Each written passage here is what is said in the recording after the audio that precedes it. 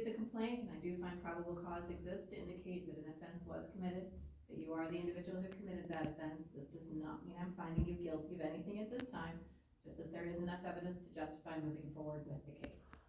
For the OWI first, if convicted, it is a serious misdemeanor, so it does carry the possibility of a maximum of 1 year incarceration. There's a minimum time you have to serve in custody of 48 hours. Any time that you've already been in custody will count towards that. And because there's a requirement that you complete a drinking driver's class, a lot of times there's the 2-day class that you take at community college. You check in for that, they have a hotel that you stay at, and that counts for both your drinking driver's class and your 2 days in custody. So that may be something you want to look into if it gets to that point. There is a mandatory fine of $1,250, driver's license revocation for up to 1 year, and completion of a substance abuse evaluation and any recommended treatment. As far as the driver's license goes, you should have gotten some paperwork at the scene from the officer. Read through that very carefully. Sometimes if there's a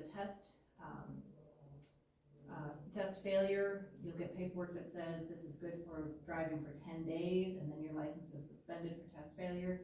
Sometimes that happens, sometimes it doesn't, so make sure you read that paperwork very carefully so you do not end up with a new criminal charge of driving while suspended. As for the related charges you've got, Taylor, I've got 4 of them.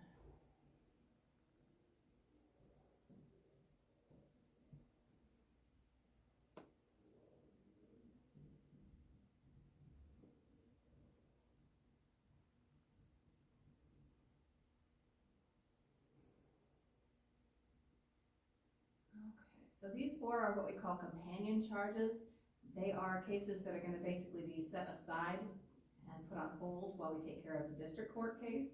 But I do want to go through each of these. They're not being canceled or dismissed or anything like that. We just kind of put them on hold because most of the time, as you get your district court case resolved, that takes care of these companion cases as well. All right, so in no particular order, we've got the number of driving lamps required or permitted, violation of Urbana Ordinance 62.01. That is a mandatory scheduled fine of $45 plus surcharge of court costs for a total as listed on the citation of $106.75. Then we've got muffler prevention of noise, violation of Urbana Ordinance 62.01, subsection 126. I don't remember if I mentioned for the first one, that was subsection 116 of that same ordinance. For the muffler violation, that is a scheduled fine of $30 plus surcharge and court costs for a total as convicted on that citation of $89.50. Then we have the state charges. We've got the possession or purchase of alcohol by a person 18, 19, or 20. First offense, that's a violation of Iowa Ordinance, Iowa Code section 123.47. This specifically is 4A1. And that is a scheduled fine of $260 plus surcharge of court costs for a total on that citation of $354. And then finally, we've got the person under 21 using tobacco or vapor product, first offense in violation of Iowa Code section 453A.2 subsection 2. That is a scheduled fine of $70 with no surcharges or court costs added. So that is a total of $70 on that citation. Those specific amounts are all listed on the citations that you got. Looks like the initial appearance date for those 4 charges is November 15th. You do not have to worry about that court date. We're handling those today. It just makes sense. You're here, they're all from the same incident. We're gonna handle them all today. Yeah. So that is the one and only time that it is safe to ignore a court date that's on the document that you have. Okay. Because there is a possibility of jail time on the OWI, you do have the right to have an attorney appointed to represent you at state expense if you cannot afford to hire one. This does not mean you get a free attorney. What it means is that the state will pay for your attorney fees and related expenses. You do have to pay the state back for those fees and expenses at the end of the case if you are able to do so. It is typically a lot cheaper. Looks like when you were in custody, you did not complete the application for counsel. So if you choose to apply for counsel, the clerk's office has that form. You can fill that out and turn that in at any time. Right now, I'm indicating that you have not requested court-appointed counsel. I would like to request one. Okay, So before you leave today, make sure you get that form from the clerk's office, fill that out, give that back to them. We'll take a look at it, we'll see if you're eligible for court-appointed counsel, there's income guidelines and that kind of thing we look at. If you're eligible, we'll appoint an attorney to represent you. Their contact information will be on the order form that you get. It's super important you stay in touch with them, because your attorney's the one who will let you know when there's a court date you have to attend. If your contact information changes, make sure you let the clerk's office know and your attorney's office know. You'll probably end up with the public defender's office. And I just want to give you a heads up that the person who handles Benton County for the public defender's office also has cases in Lynn County, and I'm not sure, but she might have another county as well. So catching her in her office by phone is next to impossible. If you have a question, you can call that office, leave the message with the question, call back later to get a message from her with the answer, or potentially contact her by email. That sometimes works better too. Just wanted to give you a heads up that if you're having a difficult time actually reaching your attorney specifically, that has absolutely nothing to do with the validity of your case. It's just the nature of, she's got a lot of cases. Okay, you do have the right to have a trial on all of these charges. You have the right to confront and cross-examine any witnesses brought against you. You also have the right to present witnesses and evidence on your own behalf.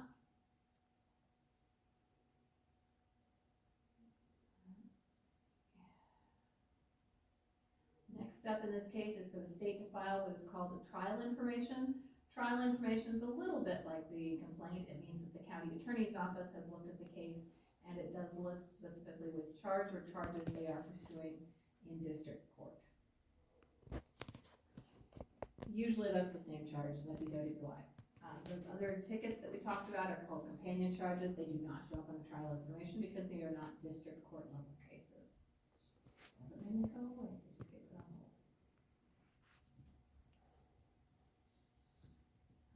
Any questions of everything I've discussed so far? I know I hit a lot of information very quickly and we're not quite done.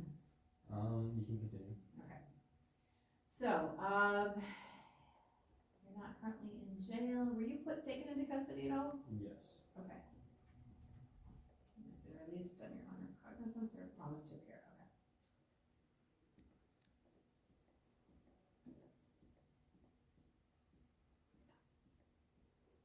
Released on a promise to appear, and you showed up when you were supposed to, so that's a good thing.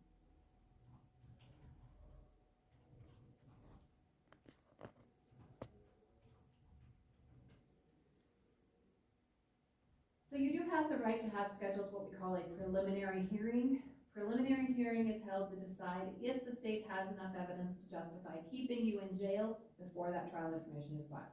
You're not in jail. I'm not sending you back to jail. You should not end up back in jail in this case, unless something goes very, very strange. But theoretically, it's a possibility. So I can go ahead and schedule the preliminary hearing, or you can waive the preliminary hearing. If I schedule the preliminary hearing, you'll have to remember that is the one and only court date in the court documents that you're gonna get that you can safely ignore. Otherwise, you can go ahead and waive it, and it won't really make much difference because you're not in jail anyway. So, up to you. Do you want me to go ahead and schedule it, or do you want to waive it? Yes, we. I am gonna require that you get a substance abuse evaluation.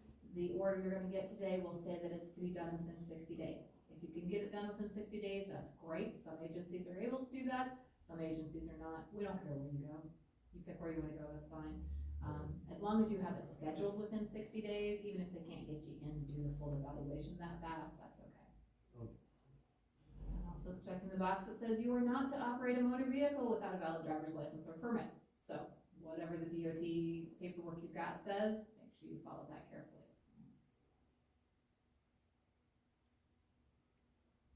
And we're setting aside all of the others. You want to make sure you understand that conviction can have a negative impact on educational and employment opportunities and can be used to enhance future criminal charges depending on the nature of those charges. It's kind of a no-brainer. Here you've got an OWI first offense. If you're convicted and you get another charge, that would be an OWI second offense. But something to be aware of, all right? Okay, any questions? At my job, I am required to have a license because I am a mechanic. Okay. Is there any way I can get a work license or something like that? So work permit, yep, so that's the DOT stuff. I don't know what they're doing with your driver's license, I don't have that information here. You can certainly talk to them about what it would take to get your work permit. Happens all the time. I would expect that probably you're gonna need to have a breathalyzer hooked up to whichever vehicle you're using. So make sure that as you get that all set up, that you're very careful on that. As a mechanic, I know typically you end up driving other people's vehicles to assess them. If they don't have a breathalyzer, make sure that you've checked with your work permit paperwork, because if you're driving a vehicle that doesn't have a breathalyzer, but your license is only valid for a vehicle that has a breathalyzer, you can't drive those vehicles. Right. Or you're gonna put yourself at risk of getting additional criminal charges. Right. Alright. Anything else?